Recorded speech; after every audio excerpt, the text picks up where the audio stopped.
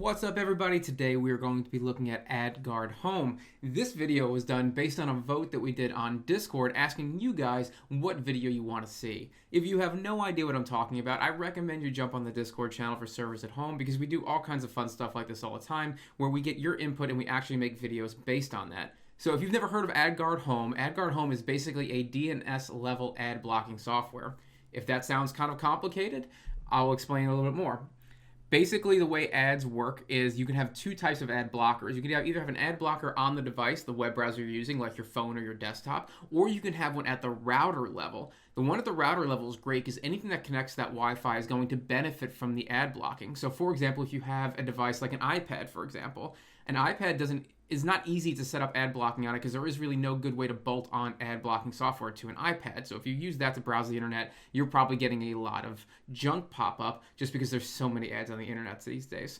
So if I wanted to put an ad blocker on an iPad, what I should do is use something like AdGuard Home. AdGuard Home works at the router level so that if I connect to my Wi-Fi on my iPad, I'm going to be benefiting from the ad blocking software and the ad blocking DNS running on the router. This way, my iPad or whatever device I have doesn't get ads, even though there's no ad blocker on the device. So that's pretty amazing.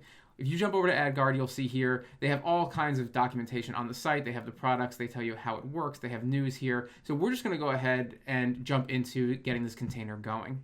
When we jump over to TrueNAS, we can go ahead and go to Discover Apps, and we can click over here and search for AdGuard. And you'll see here I already have AdGuard Home installed, so I'm going to jump over to the instance that I have already installed. I'm going to show you guys what I have. It's pretty straightforward. I'll show you some of the settings I already have on this. The web UI port I just left as 30004, which is fine. The DNS port is the one you don't want to touch. Leave that at 53. If you don't know anything about DNS, it runs default on port 53. Anything that looks for DNS is going to look at port 53. If you change that, it's going to be really hard to get this to work. So leave this on port 53. That's going to be important for when we connect this to our router later. There's two options here for host network and DHCP. Both of these are recommended to leave disabled. So I'm going to go ahead and follow the recommendation. Here in the config storage, I did this as IX volumes just because I'm just running a test. You guys are going to go ahead and create host path volumes on your TrueNAS. I've showed that in many videos, so I'm not going to show it again. But basically, just go ahead into your configs directory and create a couple host paths for the config storage as well as the home workdoor storage. After that, I'm going to leave everything the same and go ahead and hit update. TrueNAS is not the only way to deploy AdGuard. We have the option of going through Docker Compose as well. And if you'd like to exercise that option, jump over to the wiki, go to networking. At the very bottom, you'll see ad blocking down here. Click on AdGuard and go ahead and grab the Docker Compose file from the wiki. I'm going to just hit copy here, go into Docker, go to my Compose section right here. I'm going to call this AdGuard. I'm going to go ahead and paste this in. Now again, make sure you have your mount tank configs AdGuard host path actually built. This data set has to exist, where it's going to automatically create two directories under that, one for work and one for conf. It's going to open a bunch of ports, so make sure you have all these ports open. There's no conflicts. When you're ready to go, go ahead and click deploy. So now we see that AdGuard Home is up and running. I'm going to go ahead and jump over to the web UI, and I'm going to go ahead and hit get started. Here it's going to ask me what I want to do. I want to leave it on all interfaces. Yes, I do. Just leave this set on all interfaces. It's fine. I'm going to hit next. Let's create a username and a password.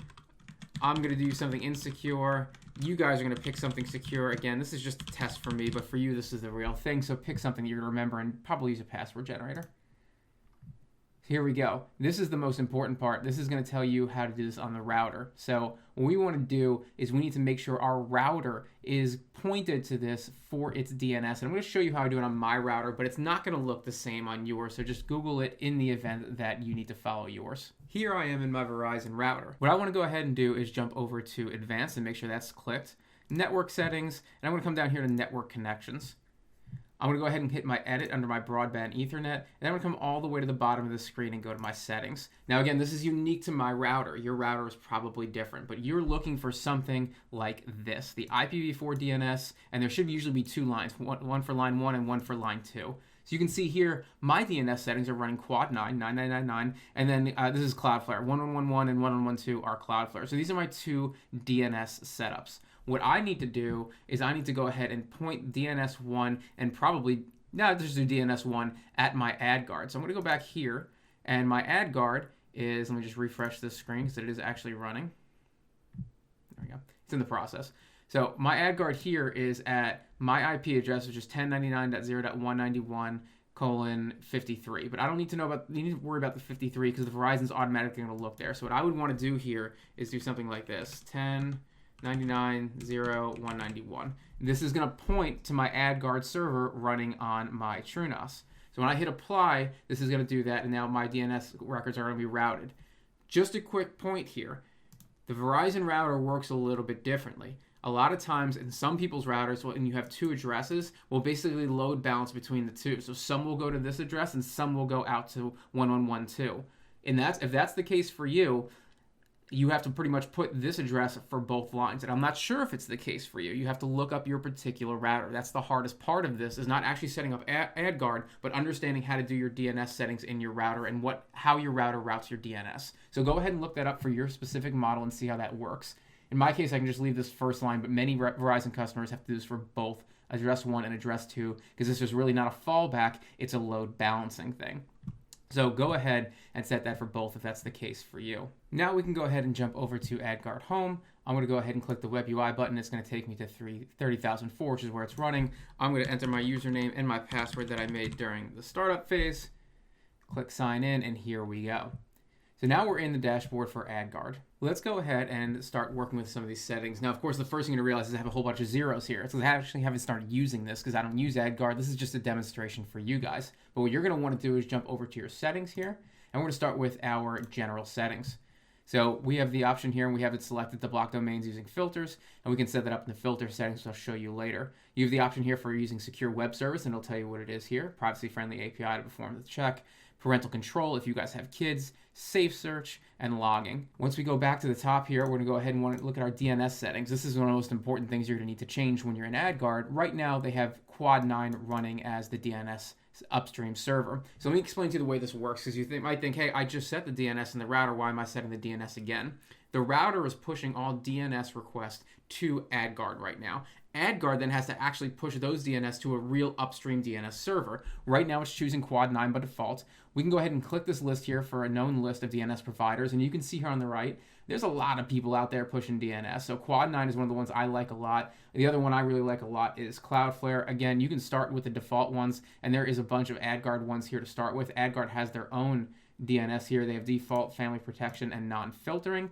I'm going to scroll down all the way here to Cloudflare DNS. These are the ones that I recommend for most people. 1111 in this case, and you can see here's all the upstream servers, and you can go ahead and click the add to AdGuard or just copy these directly in and paste them like this, as that's what it says here, one address per line. Here's a bunch of examples down here to show you what this should look like, and of course you could add comments if you want to leave yourself a little note.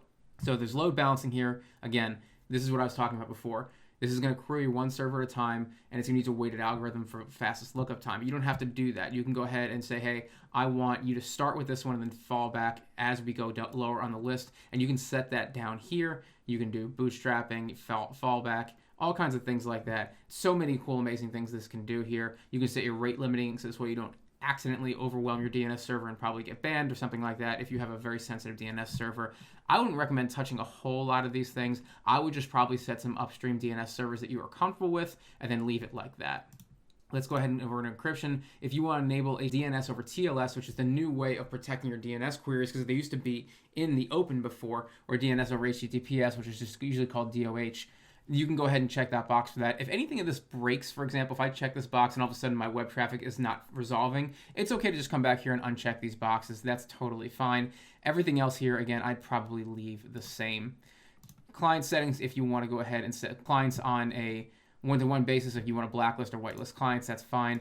DHCP, do not do this. Do not use this as a DHCP server. In case you don't know anything about networking, DHCP is what automatically hands out addresses on your network. You don't want to have two DHCP servers, and I guarantee you your router is already set as a DHCP server. So if you set a different one, that's like imagining, for example, the mailman comes to deliver the mail, and somebody has given your house two different house numbers. Like, that's basically what you're going to get, all kinds of confusion on the network. Do not mess with this. Leave this disabled. Do not enable that at all. Let's jump over to filters. Again, very important, the DNS block list. Right now, we're using the stock AdGuard DNS filters. That's okay. We're going to want to go ahead and add block lists, for example, and we're going to choose from the list. And here's more block lists if you want to do anything special. There's all sorts of stuff on here. I'm not going to read all this to you guys. You can come in here and look at this, and there's little information here, for example, that'll tell you what is on this block list. You can see all types of weird, fully qualified domain names. This is how advertising works. They have all kinds of dumb stuff out there. So go ahead and you can click or block as many of these as you want as you research them. There's an allow list, there's rewrites. You can block services specifically, like 4chan's the first thing on this list. That's really interesting. You can block any of these things. Facebook, if I don't want Facebook to run, I can go ahead and block all these things individually if I want to. I'm not going to select any of these really besides the one I just did because I strongly dislike Facebook. But that's just personally for me. I can save this, and you can see down here, my block list is saved successfully. I can go, and of course you can set time and filters here too. Again, this is really cool if you've got kids. Like, hey, I don't want my kids, video gaming, for example, after 10 o'clock at night. So I can block the Xbox Live, and I can do that at a certain time schedule and do it just at night so I know they're sleeping. I can set up custom filtering rules as well. I'm not going to get that down in the weeds about it. You can see the log here once the log is running, and I can always jump back to the setup guide here to show me how to do things on the router and how to do things that I may have gone too fast in this video for you to cover. But that's pretty much it for AdGuard. I've seen a couple other people use things like this, like Pi-hole, for example, which does something very similar. I think AdGuard is a little more straightforward than Pi-hole, which we've already done a video on. It's definitely way more popular. And again, it got the vote. So you guys went out, you went on Discord, and you said, this is what I want to see. So I'm going to go ahead and say, this is what I'm doing. This is pretty amazing here that also is working. And this is another good way. Actually, I just caught this for figuring out whether or not your AdGuard is blocking something. I can disable protection for 30 seconds, for example, and try and revisit a website. And if I couldn't get to it before, I can get to it now. That's a good way of telling me my AdGuard is actually blocking it. So I can go ahead and re-enable protection. I can see my on right here. This is an incredible piece of software, I'm not going to lie. I'm amazed it's free. It's got all sorts of free plugins that you can use in terms of block lists, upstream DNS providers. There's amazing things you can do with this. So I recommend you guys go ahead and give it a shot and see if you like it for your ad blocking needs. If you do like it, please leave me a comment below. I really want to hear from you guys what you thought about this. If you want to have a very technical discussion or ask technical questions or running into issues, please jump on the Servers at Home Discord. That's where we can answer all kinds of questions like that in much greater detail than we can on YouTube comments. But please like and subscribe. Please tell everybody you know about this so that they can jump on here as well if they're struggling to learn how to self-host or learning how to start their own home servers.